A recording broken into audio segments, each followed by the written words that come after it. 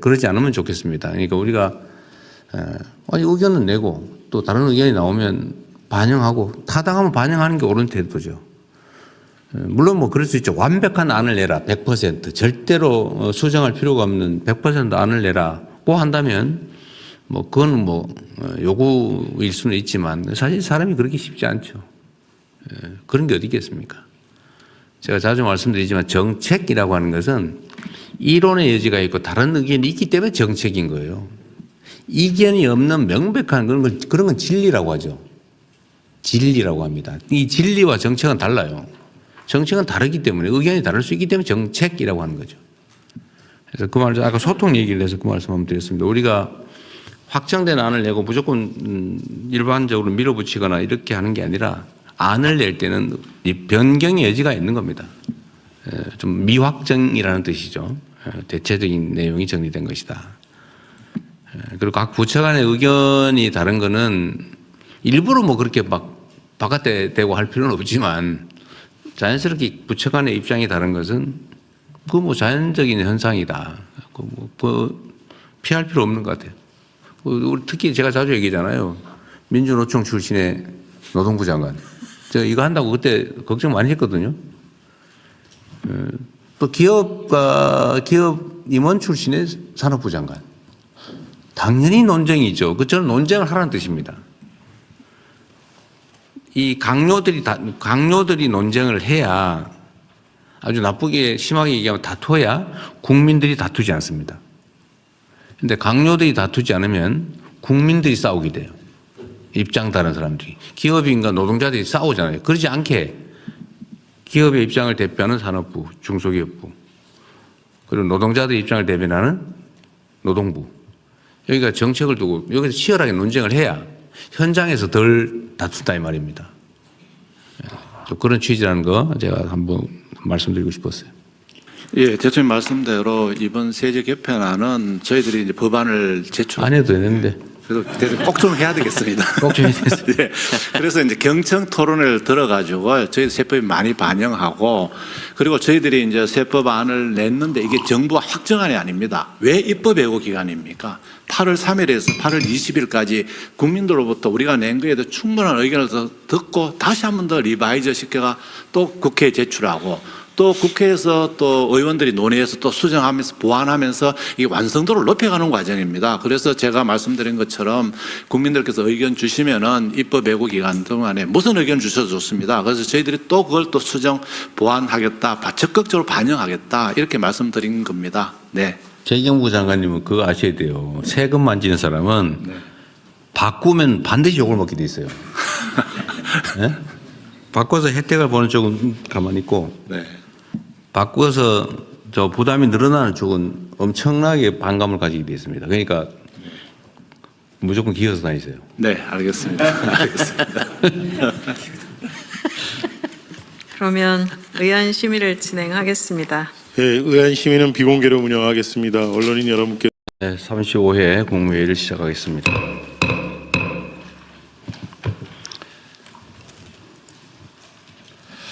국민주권정부 출범 이후에 세종에서 개최하는 네 번째 국무회의입니다. 여러 차례 강조했던 것처럼 이미 한계에 이른 수도권 일극체제는 부동산 문제, 교육 문제, 청년 문제, 극단적인 양극화 등 현재 우리 사회의 모든 중대 문제의 출발점입니다. 국토균형 발전은 이 같은 대한민국의 고질병을 고치고 전국이 고르게 성장 기회를 누리는 모두의 성장 시대를 여는 핵심 열쇠입니다. 특히 세종특별시는 대한민국의 균형 발전을 위한 역사적 결단이 탄생시킨 도시입니다. 더군다나 올해는 행정중심 복합도시라는 이름으로 출발했던 이곳이 세종이라는 공식 명칭을 얻게 된 지 20년이 되는 해입니다. 국토균형 발전을 상징하는 세종이 명실상부한 국정의 중심축으로 확고하게 자리 잡을 수 있도록 국가 중추 기능의 안정적 이전에 힘을 모아야 되겠습니다. 대통령 세종 집무실과 국회 세종의사당 건립에 속도를 내고 관련 인프라 정비 또한 차질 없이 진행해 주시기 바랍니다. 우리 정부 임기 내에 세종 집무실 시대를 열고 마지막 국무회의도 세종 집무실에서 개최한다는 자세로 총력을 다해야 되겠습니다. 행정수도 세종의 실질적이고 최종적인 완성을 위한 법, 제도의 뒷받침도 중단 없이 이어가야 되겠습니다. 국토의 중심인 세종과 충청이 새로운 균형 발전 시대를 이끄는 중심이 될 수 있도록 범정부적으로 최선을 다하겠습니다. 국토 균형 발전이 지속적 성장의 토양이라면 초격차 첨단 산업 육성은 경제 대도약을 위한 씨앗입니다. 이를 위해 우리 정부는 반도체, 인공지능 데이터 센터, 피지컬 AI 등 3대 메가 프로젝트 추진에 국가적 역량을 모으고 있습니다. 어제 이와 관련한 민관 합동 점검 회의를 열었습니다. 정부 수립 이후 최대 프로젝트이다 보니 현실적으로 개선해야 될 부분이 적지 않습니다. 기존의 낡은 관행이나 불필요한 절차들을 과감히 개선 또는 단축하고 조기 투자를 가로막는 장애물을 선제적으로 제거하는 데 전 부처, 전 지방정부가 힘을 모아야겠습니다. 안 되는 이유를 찾지 말고 일이 되는 방법을 찾는 적극적이고 능동적이며 창의적인 행정을 적극 당부합니다. 3대 메가 프로젝트와 함께 우리가 키워갈 미래의 씨앗들을 추가 발굴하는 노력도 계속해야 되겠습니다. SMR, 재생에너지, 양자 컴퓨터, 우주항공, 첨단 바이오 등은 글로벌 미래 산업의 패권을 좌우할 핵심 분야입니다. 이들 분야에 대한 전략적 투자 역시 3대 메가 프로젝트에 버금가는 수준으로 치밀하고 집중적으로 진행해야 되겠습니다. 균형 발전과 초격차 첨단 산업의 과감한 육성을 통해서 국민과 함께 대체 불가 대한민국을 만들어 갈 것입니다. 극한 폭염의 기세가 다소 누그러지긴 했는데 여전히 전국적으로 무더위가 계속되고 있습니다. 10일 기준으로 사망자가 28명이고 누적 온열 질환자가 3,237명이라고 합니다. 긴장의 끈을 놓지 말고 국민의 생명과 안전을 지키는데 최선을 다해야겠습니다. 초유의 폭염과 폭우, 한파가 일상화되는 이런 기후 재난 시대를 맞이해서 사회 전반의 시스템 개선 노력도 필요하겠습니다. 특히 근거 규정이 미비하거나 담당 주체가 불분명한 주거 대책 때문에 보호의 사각지대에 놓인 국민들이 많이 계십니다. 기후재난 관점에서 최저 주거 기준의 개정을 적극 검토하고 고시원과 비닐하우스, 판잣집 같은 주택 이외 거처에 대한 개선 작업도 서두를 필요가 있습니다. 정책이 국민이 처한 상황을 따라가야지 거꾸로 국민의 삶을 기성제도에 억지로 꿰 맞추는 그런 우를 범해서는 안 되겠습니다. 공직자 여러분들께 기존 사회안전망 체계에 혹여 공백이나 부족함이 없는지 늘 부지런히 점검하고 어려운 국민의 삶을 세심하게 살피는 진정한 공복의 자세를 당부드립니다. 그리고 각 부처 장관님들 또 위원장님들 처장님들한테 한 말씀 드리도록 하겠습니다. 그 사회가 어느 방향으로 갈지 얼마나 성과를 낼지는 사실 공직자들의 자세와 또 실천에 달려 있습니다. 그리고 이 공직사회 규모가 워낙 크다 보니까 대다수는 열심히 일을 합니다. 열심히 일하고 충직하게 국민을 위해서 봉사를 하는데 그중에 일부는 또 주어진 권한을 악용해서 사적 이익을 추구하거나 해야 될 일을 또 제대로 하지 않는 경우가 있습니다. 근데 이 두 가지가 완전히 분리되기도 어렵고 또 그 양자는 언제나 공존하기 마련입니다. 그래서 잘하는 것은 격려하고 또 잘못된 부분은 징계를 해야 그 조직이 제대로 유지가 되고 또 그 조직 본연의 역할, 즉 국민에 대한 봉사, 국가에 대한 헌신이 가능합니다. 그래서 충직하고 또 유능하고 성과를 내는 공직자들에 대한 포상과 보상을 좀 더 철저히 해 주시길 바랍니다. 그리고 열심히 잘하려고 했는데 실패하는 경우에 대해서 이런 문책이나 감사를 배제해야 됩니다. 실수나 의혹에 따른 그 나쁜 결과, 뭐 이런 결과에 대해서 결과적 책임을 물어서야 누가 열심히 하겠습니까? 총리께서도 나름 준비하고 계신 것 같은데 잘 챙겨주시고요. 또 한편으로는 그 중에 일부, 아주 극히 일부에 해당됩니다만 무책임하거나 또 무능하거나 부조리, 부정부패 행위를 하는 경우에 대해서는 엄정한 문책이 반드시 병행되어야 됩니다. 그래서 옥석을 가려줄 수 있어야 되는 거죠. 성실하고 유능하고 충직한 공직자들이 자부심 가지고 자신의 일에 몰두할 수 있도록 그런 환경을 만드는 게 바로 저나 또 여기 계신 분들이 해야 될 일이라는 생각이 듭니다. 이상입니다. 이후 회의는 국무총리께서 진행해 주시겠습니다. 네, 이후 순서 진행하겠습니다. 먼저 붙여보고 있겠습니다. 첫 번째로 중동전쟁 관련 비상 국정운영 및 대응 현황에 관해서 재정경제부 장관께서 보고하시겠습니다. 예, 재경부 장관입니다. 지금 현재 중동 상황은 호르무즈 해협의 재개방 협상의 어떤 불확실성, 그리고 후티 반군이 사우디 정유 시설이나 유조선 공격 등으로 국제 유가가 80불대를에서 변동성을 시현하고 있습니다. 오늘 아침 기준으로 브렌트유가 87불대로 보이고 있고, 그다음에 WTI는 82불대를 보이고 있습니다. 환율은 수급 개선 등으로 1,410원대로 해서 오늘 아침에는 1,418원 수준에서 지금 움직임을 보이고 있습니다. 금리는 3.7%대로 증락을 하고 있습니다. 주가는 여전히 등락 중이지만 최근 외신인 블룸버그에서는 변동성이 다소 완화되고 있다는 평가를 한 바가 있습니다.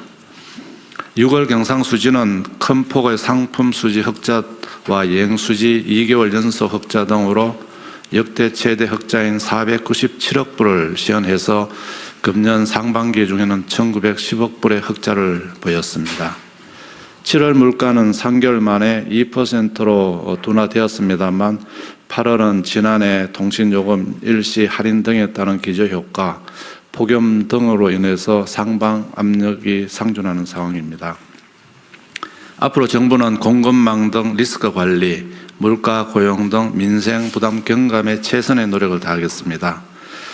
석유 공급망에 있어서는 대체 물량 도입을 촉진하고 비축유 수압을 8월 중에 재가동할 예정으로 있습니다. 그리고 국제 공동 비축을 확대하고 비축 물량을 조기 입고하고 또 그동안에 조치해온 수급 안정화 노력은 연장하는 등 총력 대응하겠습니다. 물가는 여름철 폭염 등에 따라서 상방 압력이 높은 상황입니다만 이를 최소화하기 위해서 본부처 물가 안정 노력을 강화하겠습니다. 채소, 과일 등의 가격은 전반적으로 전년 대비 양호한 수준입니다만 폭염, 가뭄 등에 따른 상방 요인이 있기 때문에 특별관리 기관을 운영해서 수급 안전에 최선의 만전을 기하도록 하겠습니다. 특히 휴가철 장바구니 물가 부담 완화를 위해서 라면, 적석식품, 빙과류 등 가공식품을 3,838개 품목에 대해서는 최대 57% 할인 등을 통해서 이 가공식품의 물가 안정을 이루도록 하겠습니다. 고용에 있어서는 전체 고용 관리도 하겠습니다만 고용 부진 업종별로 제조, 건설 등 업종별로 대응 과제를 적극 발굴해서 개선하도록 하겠습니다.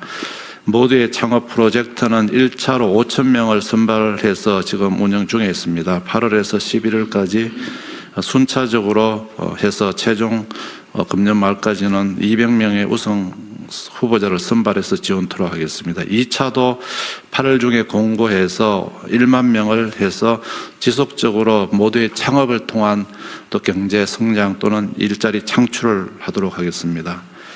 금융은 단일 종목 레버리지 상품의 보완 대책 추진 등으로 최근에 거래 규모가 많이 축소되었습니다. 전체적으로 자본시장의 변동성 완화를 위해서 가능한 정책적 노력을 다 기울이도록 하겠습니다. 이상 보고를 마치겠습니다.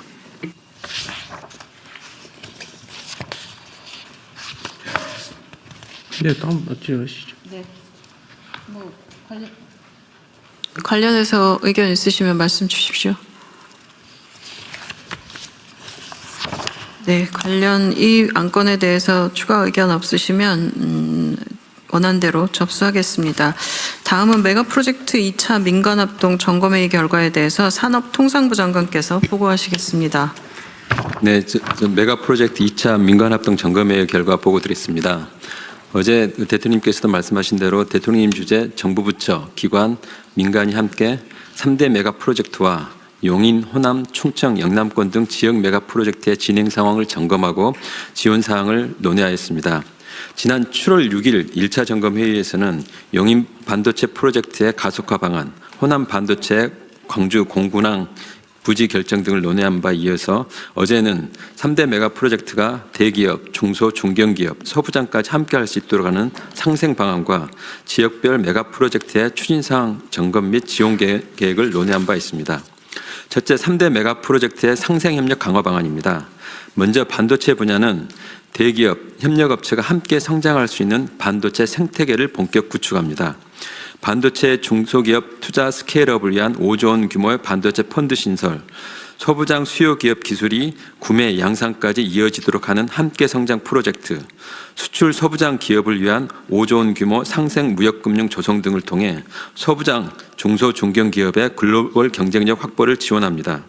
특히 원가 노출 등의 우려로 활용이 미진한 납품대금 연동제에 대해서는 소부장 기업이 독립 전문기관을 통해 공정한 원가 비중을 확인토록 하여 납품대금 연동제를 활성화하고 소부장 기업이 원자재 가격, 환율 변화 등에 따른 원가의 제값받기를 지원합니다. 이를 위해 관련 협회, 정부, 기업들이 함께 상생 협약을 체결할 예정입니다. 두 번째, 피지컬 AI는 정부가 초기 수요 창출을 위해 휴머노이드, 사족 로봇의 공공구매를 대폭 확대하고 대중소 협업기관 대규모 공동 R&D 지원, 협력 알라이언스 구축 등을 통해 시장을 형성, 개척하는 데 정부가 적극 지원키로 했습니다. AI 데이터 센터는 대규모 AI 데이터 센터 구축을 계기로 AI 데이터 센터 관련 소부장 솔루션 실증을 위한 초대형 테스트베드 구축, 대중소 솔루션 동반 수출 지원 등 동반 성장 패키지를 지원키로 하였습니다. 이를 통해 3대 메가 프로젝트가 대중소 중견기업, 완제품 소부장 기업 등 생태계를 중심으로 선순환하도록 해나가겠습니다. 이어서 지역별 메가 프로젝트 총력 지원 파트입니다. 먼저 반도체 관련 용인 반도체 산단의 조기 준공과 안정적 운영을 위한 전력 용수를 면밀히 점검하고 차질 없이 진행되는 것을 확인하였습니다. 기후부를 중심으로 41년까지 최종 수요 14.7기가와트 공급 등 전력과 용수를 적기 공급토록 시행하겠습니다. 호남권은 조속한 반도체 클러스터 가동을 위해 부지 인프라 확보를 위한 조치를 점검하고 빠른 속도로 사업이 본궤도에 오를 수 있도록 중앙, 지방정부, 기업이 협력해 나가기로 하였습니다. 우선 광주 군공항 부지를 반도체 국가 산단으로 조기 활용토록 하기 위해 국방부를 중심으로 28년 중순까지 광주기지 기능을 다른 군 기지로 임시 배치하는 방안을 추진키로 하였습니다. 이와 함께 29년 팹 1차 완공 목표로 국토부를 중심으로 국가 산단 조성, 산단 수립 계획 등을 빠른 속도로 추진해 나가기로 하였습니다. 다음 페이지입니다. 아울러 필요한 핵심 인프라인 전력 용수에 대해서는 지역 내 재생에너지와 ESS, 열병합 LNG 발전으로 안정적 전력 공급을 뒷받침하고 특히 1단계 지중선로 공기를 단축하는 등 기후부를 중심으로 빈틈없이 지원해 나갑니다. 충청권 영남권 프로젝트입니다. 7월 2일 충청권에 8개 기업 392조 원의 투자 계획을 발표한 바 있습니다. 어제 점검한 결과 현재 26년 6개 기업이 착공 증설을 시작으로 27년부터 순차 완공될 것으로 예상되며 현재 순조롭게 진행 중인 것으로 파악되었습니다. 아울러 7월 3일 발표한 영남권 12개 기업 312조 원의 투자 계획도 현재 순조롭게 진행되고 있습니다. 정부는 충청권 TF, 영남권 TF를 각각 구성하여 관련 기업이 애로사항을 신속하게 해소하는 등 밀착 지원하여 충청권 영남권 프로젝트 투자 계획들이 차질 없이 준공될 수 있도록 노력할 예정입니다. 마지막 향후 계획입니다. 대통령님 주재 메가 프로젝트 민간 합동 점검회의를 필두로 국조실, 산업부 등을 포함한 전 부처가 긴밀히 협업하여 메가 프로젝트가 반드시 성공되도록 지속적으로 점검, 지원해 나갈 계획입니다. 아울러 메가 특구 특별법을 중심으로 메가 프로젝트에 필요한 주요 법령 재개정을 속도감 있게 추진하고 특히 가능한 경우 시행령 등 하위 법령을 최대한 활용해 나가기로 하였습니다. 이상 발표를 마치겠습니다. 관련해서 의견 있으시면 말씀 주십시오. 어제 회의를 진행하면서 이제 토론하고 저는 느꼈던 부분들이 아까 대통령께서도 말씀하셨지만 우리가 일하는 방식이 바뀐다는 것들이 있었는데요. 그 중에도 굉장히 좀 인상적인 건 우리가 새롭게 설계를 해가면서 대중소 기업 간의 협력 체계를 새롭게 설계하는 기회가 왔다. 굉장히 중요한 기회라고 생각이 되고 산업부 장관 말씀하신 납품대금 연동제라든지 생태계를 구성할 때 있어서 각 부처들이 어떻게 협업하셔야 되는지 굉장히 중요하다는 생각이 듭니다. 또 한 가지는 부처 간의 협업의 체계가 굉장히 바뀌어야 한다는 겁니다. 그래서 칸막이라는 말씀 굉장히 많이 하시는데 최근처럼 장관들이 모여서 많은 토론을 하고 서로의 다른 의견들을 논의하고 그 과정을 통해 합을 만들어가는 그런 과정들이 새롭게 일하는 방식의 변화라는 생각이 듭니다. 그리고 중앙정부와 지방정부가 이렇게 동등한 상황 속에서 어떤 것을 요구하고 강력하게 이것에 대한 요구들을 조정해가는 것도 저는 새롭게 보이는 부분이라 봅니다. 이 세 가지 부분에 있어서 우리가 어떻게 잘 해나갈 것인가라는 것은 굉장히 도전적인 부분인데요. 그것도 정해진 시간들이 있고 기업과의 또 협업도 있고 이 부분에서 빠른 속도와 함께 세밀하게 만져가는 세심한 부분도 필요하다는 생각이 들어서 모든 부처가 여기 써 있는 이름의 부처뿐만 아니라 모든 부처가 세심하게 한 번 더 보시고 관련해서 협업의 체계를 만들어야 된다는 걸 다시 한번 강조드리고 싶었습니다. 네, 관련해서 추가 의견 없으시면 원안대로 접수하겠습니다. 다음은 범정부 자살 예방 대책 관련해서 중에서 고립 위기가구 및 돌봄 간병 부담 관련 안건에 대해서 보건복지부 장관께서 보고하시겠습니다. 네, 보건복지부 장관입니다. 오늘은 9개 분야 중에서 2개 분야에 대한 대책을 보고드리겠습니다. 먼저 고립 위기가구 자살 예방 대책입니다. 경제적 위기로 인한 자살 못지않게 1인 가구 증가 등에 따른 사회적 고립 위기가 확산되고 있습니다. 고립 위기 가구의 경제, 관계, 심리 문제가 심화되지 않도록 위기 신호를 조기에 포착하고 저소득층에 대한 경제적 지원을 강화하고 사회적 고립을 예방하기 위한 연결 및 서비스가 필요합니다. 관계 부처와 함께 고립 위기 가구의 삶을 포기하지 않는 복지 체계를 구축하겠습니다. 자살 고위험군의 복지 지원을 확대하고 복지 사각지대 지원율을 30년까지 70%로 높이고 사회적 고립도는 27%로 낮추는 것을 목표로 분야별 과제를 추진하겠습니다. 세부 계획을 말씀드리겠습니다. 첫째, 구독사 위기 대응 시스템에 자해, 자살 시도 등 위기 정보의 가중치를 적용하여 자살 위험자를 우선 선별하겠습니다. 복지 사각지대 발굴 시스템에는 자살 관련성이 큰 과다 채무, 불법 사금융 피해 등 금융 위기 정보의 연계를 확대하고 심각한 금융 위기 가구의 복지를 연계할 수 있도록 금융 관계 기관과 지방 정부 간 긴급 의뢰 체계를 확대하겠습니다. 읍면동 복지 담당 인력을 단계적으로 증원하고 방문 상담 시에는 생활 물품 세트를 지원해서 위기 가구에 대한 접근성을 높이겠습니다. 경비원 등 생활 현장 주민이 고위험군 발굴에 참여하도록 민간의 인적 안전망도 강화하겠습니다. 둘째, 저소득층 자살 예방을 위한 경제적 지원입니다. 기존의 사회보장제도와 더불어서 긴급복지는 자살 고위험군이면 현장 확인을 생략해서 신속하게 지원하고 읍면동 재량으로 소액의 긴급 생계비를 우선 지원할 수 있도록 하겠습니다. 최저생활 보장을 위해 80여 개 복지사업의 기준으로 활용되고 있는 기준중위 소득을 내년에는 6.7%로 인상하는 것으로 결정하였습니다. 생계급여, 의료급여, 부양 의무자 기준도 개선해서 경제위기 사각지대를 줄이겠습니다. 과도한 채무로 인한 자살 방지를 위해서 채무조정 상담 등 연계를 하는 종합적인 지원을 강화하겠습니다. 주거급여를 인상하고 쪽방, 고시원 등 취약계층과 사망, 화재 등 긴급 상황 시에 임대주택 등 주거를 지원하겠습니다. 셋째, 고립 예방을 위해 사회적 연결과 서비스를 강화하겠습니다. 생애 주기별 특성을 고려해 고립을 예방하고자 합니다. 고립 은둔 청년에게는 맞춤형 프로그램을 제공하는 청년미래센터를 9월에 4개 시도에서 전국 시도로 확대해서 공동생활, 일상회복, 관계회복 등 맞춤형 프로그램을 제공하겠습니다.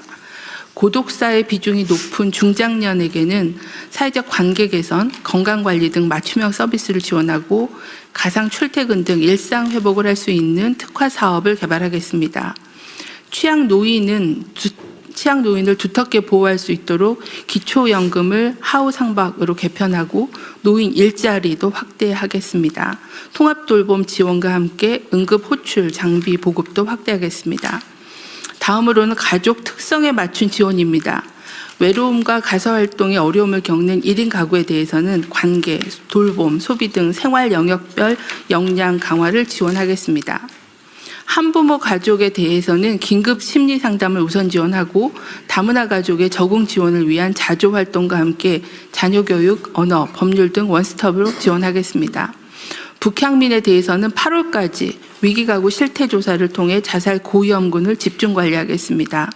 고령화되고 있는 국가유공자는 AI 안부 확인 서비스도 확대하고 식사지원 연계, 건강문화 등 보훈회관 프로그램을 도입하겠습니다.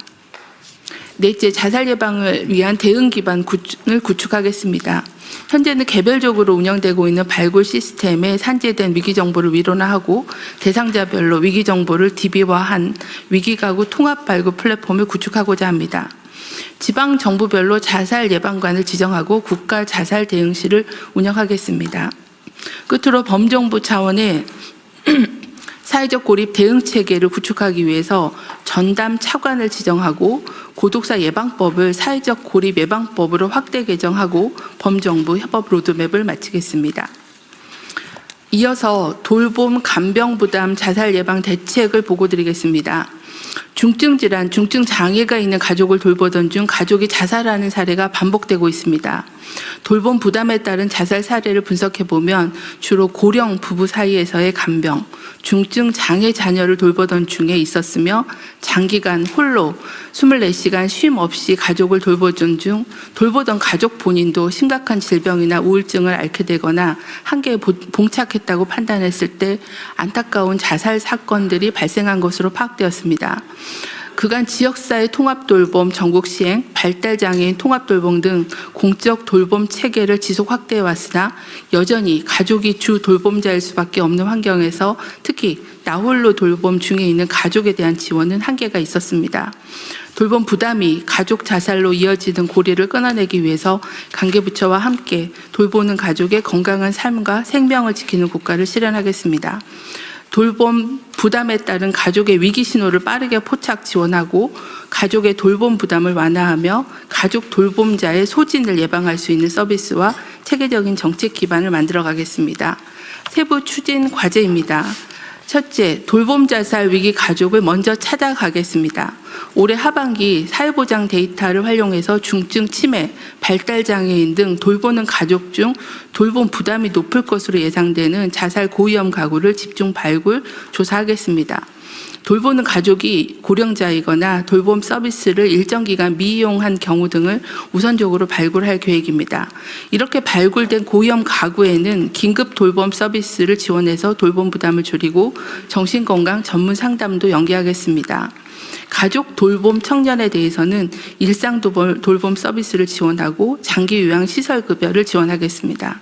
이와 더불어 가족들이 겪고 있는 복합적인 위기 해소를 위해서 통합적으로 사례 관리를 하고 통합 돌봄 서비스를 우선적으로 연계하겠습니다. 돌봄의 시작 단계부터 가족 돌봄 부담 정도를 파악하고 자살 위험 신호를 조기에 포착하겠습니다. 장기 요양 신청 또는 장애 등록 시에 가족 돌봄 환경도 함께 조사하고 발달장애인 지원센터 등에서도 우울 선별 검사를 통해 고위험군에게 정신건강복지센터에서의 전문적인 상담을 연계 지원하겠습니다. 둘째, 가족의 돌봄 부담을 더욱 완화하겠습니다. 중증 장기 요양 수급자의 방문 요양 지원을 지속적으로 확대하고 방문 재활, 방문 영양, 병원 동행 등 신규 서비스 개발 등을 통해서 다양한 재가 서비스를 확대하겠습니다. 심한 도전 행동으로 가족의 부담이 큰 체중증 발달 장애인을 위한 맞춤형 1:1 돌봄, 24시간 긴급 돌봄 서비스도 확대하겠습니다. 농어촌 등 인프라가 취약한 인구 감소 지역에서도 돌봄이 원활히 제공될 수 있도록 기반을 강화하겠습니다. 현재 돌봄 서비스 수요 공급 현황에 대한 실태 분석을 하고 있습니다. 이를 토대로 서비스 취약지에 대해서는 공공 인프라를 통한 서비스 제공 기반을 강화하겠습니다. 농어촌 어르신을 위해 주민 조직 등 지역 자원을 활용한 돌봄 서비스도 지속 지원하겠습니다. 치매나 발달장애처럼 고난도의 돌봄이 필요한 경우 이를 처음으로 접하는 가족에게 단계별 돌봄 정보와 경험을 전수하고 상담과 교육도 더 강화하겠습니다. 셋째, 가족 돌봄자가 지치지 않게끔 돕겠습니다. 중증 치매 수급자 가족이 휴식을 통해 회복할 수 있도록 단기 보호, 종일 방문 요양을 제공하는 가족 휴가제 이용을 활성화하겠습니다. 또한 발달장애인의 가족 휴식 지원 대상도 확대하겠습니다. 가족의 돌봄 간병 때문에 실직하지 않도록 가족 돌봄 휴가, 휴직제도 사용 대상을 확대하는 등 제도 개선을 하겠습니다. 간병비 등으로 경제적 어려움을 겪는 가족을 위해 내년 상반기부터 요양병원 간병급여를 도입하고 긴급복지 생계지원금을 인상하고 가족 돌봄 청년의 자기 돌봄비 지원도 개선하겠습니다. 마지막으로 정책 기반을 만들겠습니다. 가족 돌봄자에 대한 실태조사와 함께 돌봄 간병 부담을 자살 원인으로 분류 분석해서 기초 자료를 구축하겠습니다. 또한 다양한 돌봄 특성을 고려한 돌봄 위기가구 등을 통합적으로 발굴하는 위기가구 통합 발굴 플랫폼을 구축하겠습니다. 정부는 돌봄 간병으로부터 국민의 생명을 지키기 위해 최선을 다하겠습니다. 이상 보고를 마치겠습니다. 지금 이게 자살 관련된 대책은 부처별로 따로따로 지금 순차적으로 보고하고 있는 건가요? 네, 지금 9개의 대책을 마련을 했고 그걸 각 부처별로 그 주되게 하는 영역들을 9개 단위로 지금 해서 계속 좀 보고 있습니다. 네. 어쨌든 그 계속 보기로 하고요. 일단은 이게 지금 자살 원인은 뭐 아주 다양할 텐데 그 마지막 단계는 거의 어쨌든 정신질환으로 네. 우울증으로 이환되는 경우가 많을 것 같고, 근데 그 원인이 이제 사는 게 고통스럽고 또 외롭고 힘들어서 그런 거 아니겠어요? 근데 네. 결국은 사는 것보다 죽는 것보다 사는 게 힘든 상황? 어쨌든 그런 상황 때문일 텐데, 어쨌든 그 여러 원인 중에 하나가 이 빚쟁이. 되게 뭐 보면은 가족 동반 자살 이런 거 얘기할 때 대개는 이제 빚에 쪼들려서 뭐 생계에 뭐 이 문제가 생겨서 이렇게 얘기를 하는데, 자관 이 빚 문제 여기도 지금 표현도 돼 있기도 한데, 이게 해결할 수 없는 빚에 대한 경각심은 정말 끊임없이 가져야 됩니다. 그러니까 그 금융위도 있을 테고, 금융위 어디 계세요? 네, 금융위. 그러니까 이 해결할 수 없는 채무는 정리를 하는 게 채권자에게도 채무자에게도 사회에도 다 좋다는 거예요. 자주 말씀드리지만 빚을 지면 뭐 장기를 팔아서라도 갚아야 된다. 이런 주장을 하는 경우도 사실은 있고 죽을 때까지 갚아야 된다. 자식이라도 갚아야 된다. 이런 고정관념들이 있단 말이에요. 어쨌든 이런 홍보도 좀 할 필요는 있을 것 같아요. 인식 개선을 위한. 그리고 더 중요한 거는 선진국들이 하는 것처럼 시스템에 의해서 갚을 수 없는 부채는 청산을 한다. 세출을 바랄 수 있게 한다라고 하는 것을 끊임없이 현장에서 실현을 좀 해줘야 됩니다. 뭐 열심히 하고 있으신 것 같긴 한데 여전히 갚을 수 없는 빚 때문에 고통받는 사람들이 많고 문제는 이 채권자 책임이라고 하는 그런 문제의식도 있지 않습니까? 이게 빚을 져서 못 갚는 게 채무자의 잘못인데 기본적으로 그러나 그걸 고려하지 못하고 과도하게 돈을 빌려준 채권자 책임도 있다는 게 최근에 일반적인 입장이잖아요. 과거와는 다르게. 그리고 전문적인 대출업자들은 일정 부분의 채무가 이행불능 상태가 될 거다라는 걸 다 감안을 해가지고 그 비용으로 다 사전 처리가 되지 않습니까? 그러니까 실제로 예견된 상황이 벌어져서 못 갚는 경우는 그럼 원래 청산을 하는 게 원래 예정되어 있는 거죠. 근데 너무 인색하단 말이에요. 그래서 이거는 좀 더 적극적으로 좀 해주면 좋겠어요. 그리고 시스템적으로 전에도 한번 봤는데 뭐 법률구조공단이 이제 이 업무를 또 하고 있는 것 같더라고요. 법률구조 활동으로 채무 청산하는 거, 뭐 신용회복이든 파산 면책이든 이런 신청도 대행해 주는 모양인데 하여튼 그 대행 비용이 또 수백만 원씩 든다고요.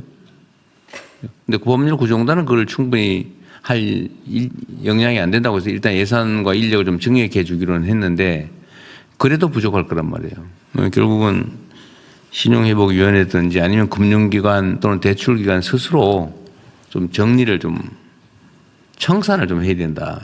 팔지 말고 뭐 일부 팔 수도 있겠지만 무조건 팔아서 그 추심하는 그 고통을 가하지 않도록 좀 해주면 좋겠습니다.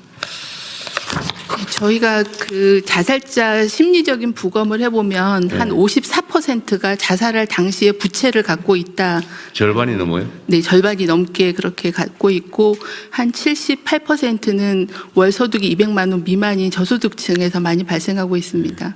현재 그 올해 5월까지의 잠정적인 자살 통계가 나왔는데요. 올해는 한 733명이 5월까지 감소해서 전년 대비 12.3% 정도의 자살자가 감소해서 5월까지는 계속 한 달에 한 150명 가까이 자살자가 감소하고 있는 추세는 계속 유지는 하고 있습니다. 주된 이유가 경제적인 위기에 대한 원인이 좀 제일 많이 감소한 걸로 보고 있어서 계속 그 금융 위기자에 대한 발굴과 또 복지 서비스 또는 심리 상담 서비스 연계하는 것들을 그 금융 그 기관들 또는 금융 관련된 부처들하고 계속 연계를 강화하고 있는 중입니다. 지금 우리가 연간 공식 통계로 잡히는 자살자 숫자만 해도 14,000명이 넘죠. 작년에 13,900명이 사망하셨고요. 올해 5월까지는 한 5,200여 명 정도 보고되고 있습니다. 어쨌든 각 부처에서 노력해 준 덕에 많이 줄고는 있는데 어쨌든 그것도 사실은 여전히 많은 상태죠. 네. 지금 OECD 평균 대비 우리가 한 3배 정도 된다는 거 3배 아니에요? 가까이 높습니다. 어쨌든 우리가 관심을 많이 못 기울였기 때문에 생긴 일인데 좀 더 챙겨주시기 바라고요. 복지부장관 말씀하신 것처럼 이제 다 드러나는 것은 어쨌든 살기 어렵다, 먹고 살기 어렵다, 빚 때문에 못 살겠다. 뭐 그게 지금 70%? 네, 부채를 갖고 사망하신 분이 한 54% 정도고요. 월소득 200만 원 미만이 한 78%. 가난 때문에. 경제적인 위기가 상당히 큰 영향을 미칩니다. 월소득 200은 가구 단위를 말하는 거죠? 네, 그렇습니다. 개인이 아니고. 어쨌든 살기 어려워 생긴 문제인데 그래서 기초연금 이거 정비하는 거 있지 않습니까? 기초연금 정비도 복지부 소관이거든요. 네, 복지부가 지금 정부 내에서 최종 조율을 하고 있는 상황입니다. 네. 어쨌든 우리 국민 여러분께서도 한번 관심 가져주시면 좋을 부분인데 과거에는 국민 기초연금이 이제 20만 원 정도로 소액이었기 때문에 이제 70%까지 다 지급하는 걸로 그렇게 정리가 되지 않습니까? 똑같이. 근데 지금은 35만 원? 그러면 34만 9,700원이어서 35만 원. 35만 원쯤 되는 금액을 계속 연간 3% 정도 증액해 가고 있죠. 물가 상승률만큼 네. 인상하고 있습니다. 계속 증액을 하고 있어서 이게 지금 35만 원에 이르렀고 부부로 따지면 한 70만 원 가까이 되는데 앞으로 우리 계획으로는 부부라는 이유로 감액하지는 않는다. 그 지금 20% 감액하고 있는 안 하기로 했잖아요. 네, 저소득층부터 좀 단계적으로 완화하는 방안을 검토 중에 있습니다. 네. 어쨌든 또 한 가지는 이제 하우상박형으로 앞으로 올라갈 부분이나 이거 하우상박형으로 좀 하자. 그러니까 지금 상위 70%니까 월 소득이 가구당으로 따지면 700만 원? 부부하면 700만 원이라고 그랬던가요? 선정 기준이 기초연금 선정 기준이 현재는 소득 산정액으로 한 247만 원 정도 1인당 247만 원 정도인데요. 그거는 소득과 재산을 다 산정한 소득 산정액 기준으로 247만 원 정도. 그럼 부부 기준으로 가구 2명으로 하면 월 소득이 500만 원씩 안정적으로 꼬박꼬박 나오도 지금 이제 기초연금을 지급하고 네. 있는 거죠. 이론적으로는. 네. 그래서 이게 우리가 결국 세금으로 하는 일인데 월 소득이 500만 원 가까이 되는 안정적으로 고정적으로 500만 원 가까이 되는데도 기초연금을 부부의 경우 70만 원. 그러니까 뭐 이제 나 죽어야 되겠다 이렇게 생각하는 부부는 깎았으니까 한 50만 원 정도인가요? 네, 50몇만 원 정도죠. 하면 이게 그 50몇만 원이 가진 가치가 너무 다르다는 거예요. 네. 그래서 이걸 좀 하후 상박형으로 좀 조정을 좀 하자.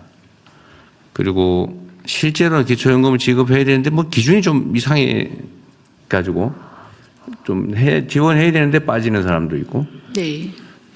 뭐 굳이 해야 되나 싶은 경우에도 하는 경우가 있고 요거 조정을 좀 해야 되는 상황이죠. 예, 예. 그래서 실질적으로 좀 번잡하더라도 세부 기준을 좀 잘 만들어 주기 바랍니다.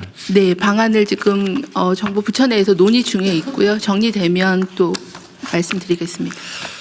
어쨌든 이게 사망자와 관련해서 이제 자주 말씀드리는데 정부가 하는 일이 뭐 이런저런 여러 역할이 있지만 어쨌든 국민의 생명을 지키는 일 이게 제일 중요하지 않습니까? 근데 사실은 생명을 지키거나 안전을 지키는 일이 생색이 별로 안 나긴 해요. 그래서 사실은 이제 무감각해지는 경우가 많은데 지금 목숨을 구하는 일만큼 중요한 게 어디 있겠어요. 근데 우리가 지금 소위 천수를 누리지 못하는 그 경우가 여러 유형이 있잖아요. 제일 많은 게 자살이고 그 다음에 많은 게 교통사고, 사고사일 것 같아요. 그 다음에 이제 산재, 산업재해. 그다음에 또 뭐가 있을까? 어쨌든 이렇게 해서 사망하는 경우가 연간 2만 명 가까이 되죠. 그래서 이거를 전체적으로 줄여야 되는데 뭐 산재는 노동부에서 열심히 노력해서 많이 좀 줄긴 줄었죠. 근데 전에 월 100명이랬는데 근데 내가 자살자하고 좀 헷갈렸던 것 같고 저는 그건 계속 노력해주고 경찰청 어디 계세요? 청장님. 범죄 피해 사망자 통계는 계속 있겠죠, 당연히? 그게 이제 과실치사도 있겠고, 고의 살인도 있겠고, 그죠? 그 인원수가 혹시 연간 평균적으로 얼마 정도 됩니까? 그 통계는 제가 지금 기억을 못. 잘 모르겠어요. 별도로 보고를 드리겠습니다. 네. 그거 한번 범죄 유형별로. 예. 일단 뭐 사망도 있겠지만, 살인도 있겠지만 치사, 그러니까 과실로 인한 경우, 이거 좀 분류를 하고 연간 추세. 예. 지금 이제 다른 사고 원인들은 재난 사고 이런 걸 많이 줄어들고 있잖아요. 행안부 소관인데. 많이 못 줄는 것 같은데 조금씩 줄어들고 조금씩 이게 잘 안 줄어드는 것 같아 보니까. 근데 범죄 피해도 중요하니까 그거 좀 통계를 좀 뽑아주시고 특히 그래프로 우리 취임한 후에 하고 그 전하고 좀 비교를 좀 해보게. 예. 월별로 좀 분석을 좀 해주세요. 예. 다음에 보고를 한번 해주시기 바랍니다. 지난번에 이제 유형별로 다 정리 좀 해보라고 하셔서 제가 이제 각 그 파트별로 지금 말씀하신 영역들 다 보고는 받았고 지금 정확히 수치는 기억 못하는데 관련 그래프들도 한번 정비를 해보고요. 그리고 이 유형에 따라 지금 다른 해법들이 있고 재난이나 아까 범죄 같은 경우는 숫자는 많지 않은데